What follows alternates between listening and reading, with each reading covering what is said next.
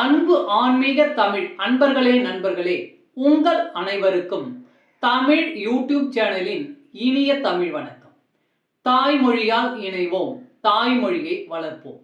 வாழ்க தமிழ், வளர்க தமிழ்.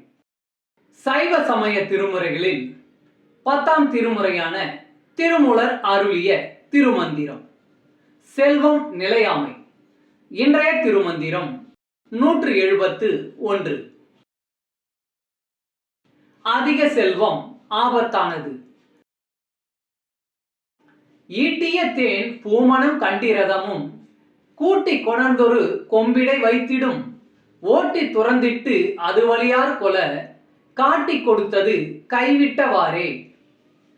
ஈட்டிய தேன் பூமணம் கண்டிரதமும் கூட்டி கொணர்ந்தொரு கொம்பிடை வைத்திடும் ஓட்டி துறந்திட்டு அது வழியார் கொல காட்டி கொடுத்தது கைவிட்டவாறே.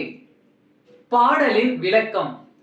தேன் இருக்கும் மலரை அதன் வாசனையை கொண்டு அறிந்து கொள்ளும் வண்டு அப்படி வாசனை பிடித்து மலர்களில் உள்ள தேனை கொண்டு வந்து மரக்கிளையில் சேர்த்து வைக்கும்.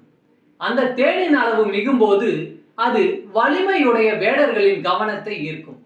அவர்கள் தேனை எடுத்து செல்ல முயலும் போது வண்டுகள் வேறு வழி இல்லாமல் விட்டு கொடுத்துதான் ஆக வேண்டியுள்ளது. நாம் தேடி வைக்கும் செல்வத்தின் நிலையும் அதுதான்.